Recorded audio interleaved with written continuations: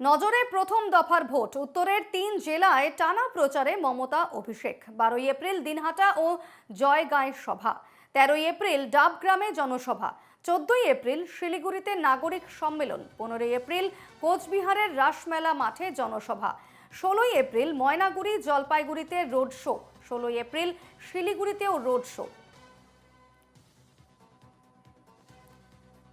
এ বিষয়ে আরো বিস্তারিত জানবো। আমাদের সঙ্গে সরাসরি রয়েছেন প্রতিনিধি দীপঙ্কর মণ্ডল। দীপঙ্কর, আসন্ন প্রথম দফার ভোট ১৯শে এপ্রিল প্রথম দফার ভোট, সেক্ষেত্রে একেবারে উত্তরের ৩ জেলায় টানা প্রচারে মমতা এবং অভিষেক, কি জানাচ্ছ এই বিষয়ে বিস্তারিত?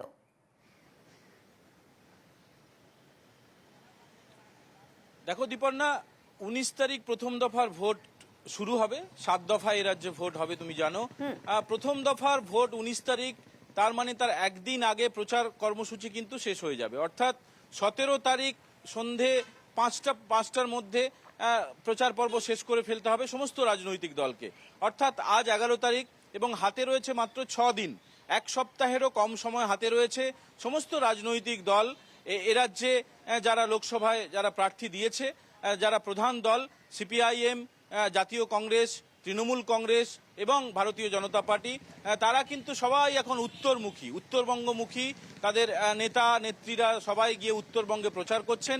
আলিপুরদুয়ার, জলপাইগুড়ি এবং কোচবিহার, এই ৩ কেন্দ্রে প্রথম দফায় ভোট হবে এবং খুব স্বাভাবিকভাবেই তৃণমূল কংগ্রেসের শীর্ষ নেতা নেত্রীরাও এখন উত্তরবঙ্গে তারা গিয়ে প্রচার শুরু করে দিয়েছেন। এবং আমরা যে সূচি তৃণমূল কংগ্রেসের তরফে পাচ্ছি, অভিষেক বন্দ্যোপাধ্যায় তিনি আগামীকাল ধূপগুড়িতে সভা করবেন এবং তিনি এই বিষয়টা নিয়ে সরব হবেন। জলপাইগুড়িতে যে ঘূর্ণিঝড়ে বিপর্যয় হয়েছে, প্রচুর মানুষ বিপন্ন হয়েছেন, প্রচুর বাড়ির চালা উড়ে গিয়েছে, কৃষিকাজ নষ্ট হয়ে গিয়েছে, প্রচুর মানুষ এখনো আহত হয়ে হাসপাতালে রয়েছেন। কিন্তু তৃণমূলের তরফে নতুন বাড়ি তৈরি করার জন্য যে বরাদ্দ বা যে মঞ্জুরি চাওয়া হয়েছিল, তাতে কমিশন কর্ণপাত করেনি বলে অভিযোগ উঠেছে। নির্বাচন কমিশনের তরফে তৃণমূল কংগ্রেসকে জানানো হয়েছে যে ক্ষতিপূরণ তারা দিতে পারেন, বাড়ি সংস্কার করে দিতে পারেন, কিন্তু যেহেতু মডেল কোড অফ কন্ডাক্ট চালু রয়েছে, তার মধ্যে নতুন বাড়ি কোনোভাবেই তারা করে দিতে পারবেন না। এবং তুমি জানো যে গত সোমবার এই ইস্যুতে এর পাশাপাশি কেন্দ্রীয় এজেন্সির বাড়তি সক্রিয়তার অভিযোগ এনে তাদেরকে সরিয়ে দেওয়ার দাবিতে দিল্লিতে গিয়ে ধর্নায় বসেছিল তৃণমূল কংগ্রেস। তার আগে নির্বাচন কমিশনের ফুল বেঞ্চের সঙ্গে দেখাও করেছিল এবং গত বছর অক্টোবরে যে ঘটনা ঘটেছিল তারই ছায়া পুনরাবৃত্তি হয়েছে গত সোমবার। তৃণমূল কংগ্রেসের ১০ সদস্যকে তাদেরকে টেনে হিঁচড়ে থানায় নিয়ে যাওয়া হয়েছে। সেই যে ১০ জনকে থানায় তুলে নিয়ে যাওয়া হয়েছিল তারাও থাকবেন আগামীকাল ধূপগুড়ির সভায়, অভিষেক বন্দ্যোপাধ্যায়ের সভায়।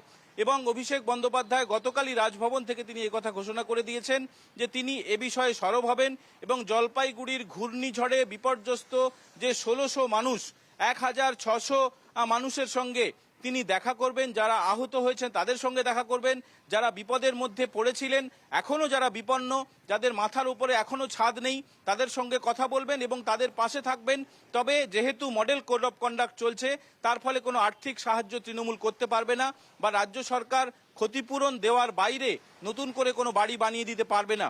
এই বিষয়টি অত্যন্ত উল্লেখযোগ্য। এই বিষয়টি যে অভিষেক বন্দ্যোপাধ্যায় এবং মমতা বন্দ্যোপাধ্যায়ের এই যে প্রচার সূচির কথা তুমি দর্শকদের জানালে, যে সভাগুলির কথা, একাধিক সভা হবে, কোচবিহারে সভা হবে, জলপাইগুড়িতে সভা হবে, এমনকি আলিপুরদুয়ারেও সভা হবে।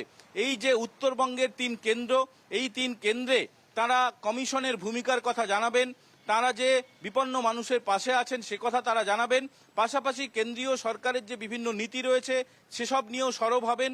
এর পাশাপাশি মমতা বন্দ্যোপাধ্যায় আজ যে রেড রোডে আমরা এই মুহূর্তে দাঁড়িয়ে রয়েছি, সেই রেড রোডে নামাজ পড়ার পর ঈদের নামাজের শেষে মঞ্চ থেকে মমতা বন্দ্যোপাধ্যায় যে ঘোষণাগুলি করলেন, তিনি সিএএ এর প্রতিবাদ করলেন, তিনি এনআরসির প্রতিবাদ করলেন, পাশাপাশি যদি কখনো সিভিল কোড চালু হয় তাহলে তারও যে প্রতিবাদ করবেন সে কথাও বলাই বাহুল্য। উত্তরবঙ্গের সভায় এই বিষয়গুলিও উঠে আসবে।